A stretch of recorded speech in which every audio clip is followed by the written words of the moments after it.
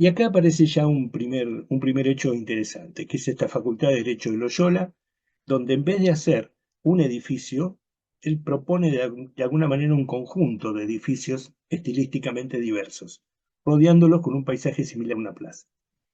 Durante el trabajo de diseño inicial se desarrolló una estrategia para permitir la expansión del campus en varias fases y la última se terminó muchos años después. Hay un CD con este tema, con esta obra, y también hay un libro, ¿no? Justamente ahí está el CD, donde realmente empieza a dar sus primeros pasos. Vamos a conocerlo un poquito. Es esta imagen, acá tenemos un poquito un postmoderno de alguna manera con estas columnas. Hay muchas imágenes donde estas columnas van dando una sombra muy interesante.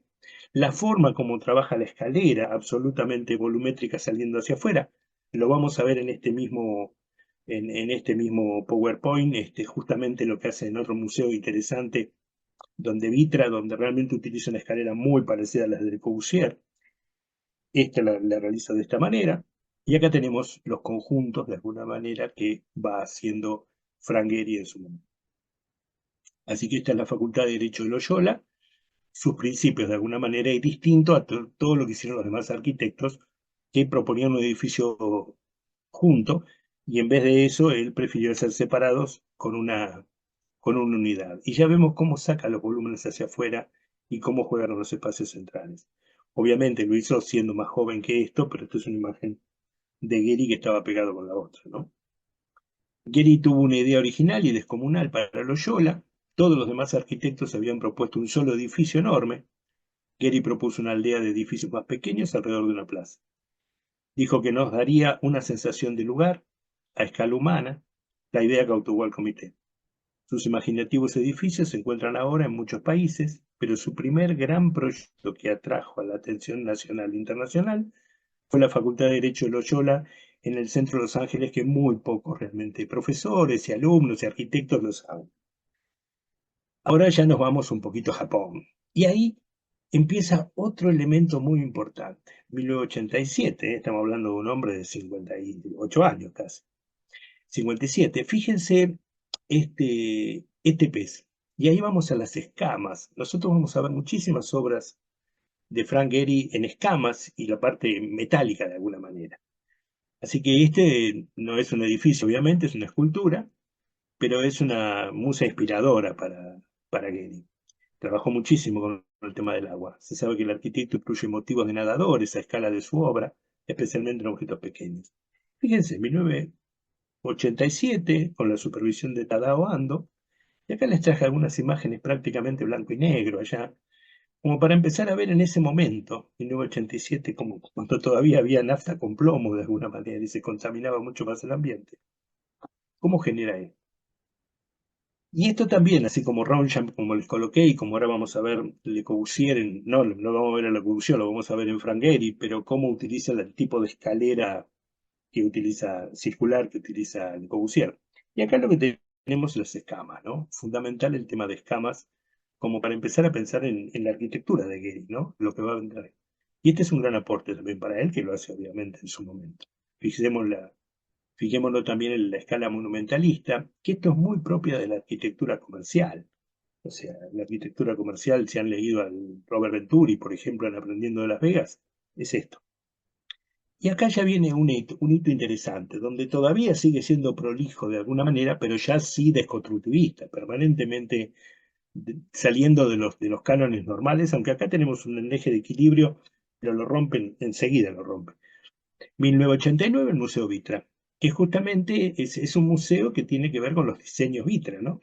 Desde principios de los años 80, el fabricante de muebles Vitra contrata arquitectos emergentes para la construcción de edificios para sus campus. Entre ellos se encuentra el Vitra Design Museum de Gehry, 1989. Recuerden, 29 nació, 39, 49, 59, 69, 79, 89. Tenía 60 años cuando hace este edificio. Muy bien hecho, muy fuerte. 743 metros cuadrados. Y es otro de los edificios que poco se conoce de Frank Gehry. Pero fíjense, acá aparece prácticamente una imagen muy volumétrica, tipo Le Corbusier en cuanto a la curva. Entonces disfrutemos un poquito de este Museo Vitra, que no es lo que tenemos acostumbrados a conocer de Frank Gehry, y ahora, pero dentro de muy poquito ya vamos a entrar en ese Frank Gehry de placas, de alguna manera. De tipo de imágenes, esto lo sabemos muy bien, cómo juega el sol en distintos momentos del día, ¿no? Así que el Museo Vitra es otro proyecto, construcción de Frank Gehry, bien preparado para el deconstructivismo. Fijémonos cómo las líneas ven en diagonal, pero siempre hay un diseño, ¿eh? Siempre hay una estética. Esto no es un deconstructivismo sin orden.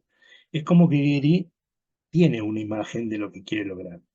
Y además de la arquitectura de Gehry, el museo alberga una notable colección de muebles y diseños de productos como de Charles y Ray James, que no sé si los conocen, pero fue una pareja maravillosa. Son los inventores de los loft allá por 1950 más o menos.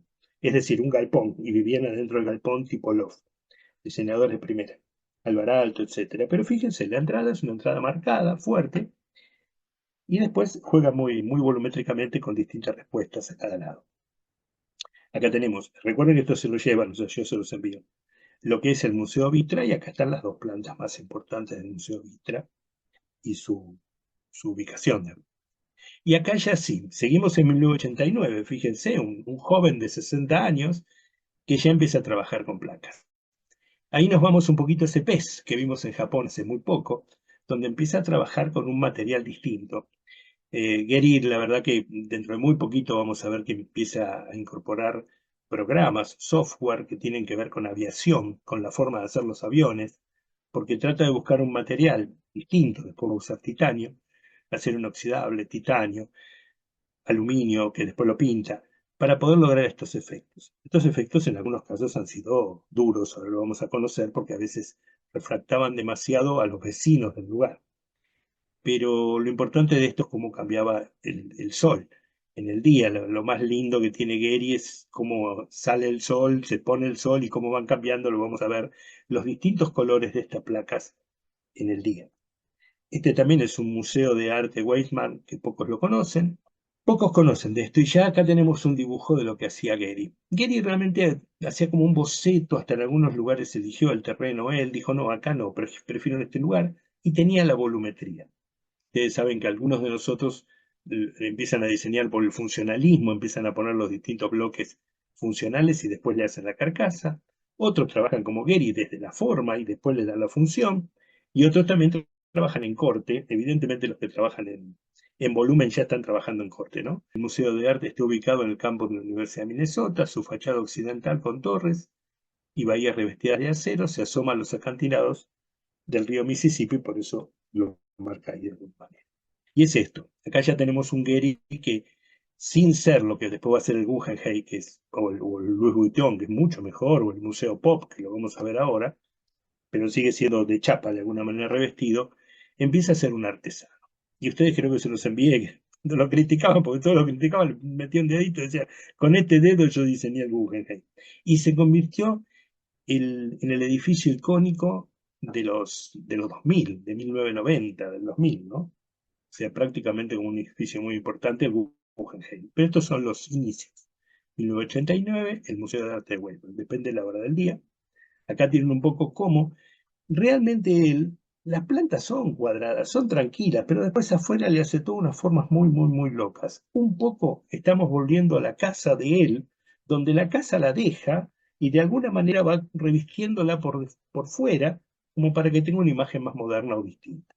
En este caso lo hace por el sol, por la ubicación, por cómo cambian el día los colores del sol en este tipo de chapa, ¿no? Así que esto es un icono de la arquitectura moderna, del deconstructivismo. Así que este es otro aporte que pocos lo conocen en cuanto vamos viendo toda la historia de él. Y este es el Walt Disney Concert Hall. Esto ya tiene mucho que ver con el Guggenheim. Increíblemente lo proyecta antes, pero se termina de construir después. De alguna manera, miren la cantidad de años, ahora estoy viendo ahí, 1988 a 2003. Muchísimo, casi 15 años de alguna manera. Pero es un edificio icónico. O sea, fue preseleccionado para diseñar una nueva sede para la Filarmónica de Los Ángeles, pero finalmente se inauguró en el 2003. Hoy en día los críticos y el público coinciden en que el edificio icónico valió la pena. Sí, los edificios que él hace realmente marcan un hito en la ciudad. Todo el mundo suele sacar fotos ahí, ¿no?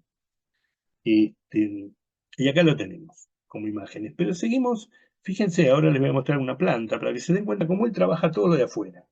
Generalmente con formas, volvemos al pescado, si quieren, a ese pez de Japón, que ahora después vamos a ver otro en Barcelona, para los Juegos Olímpicos, y empieza a trabajar con placas metálicas, justamente jugando de acuerdo a las horas del día.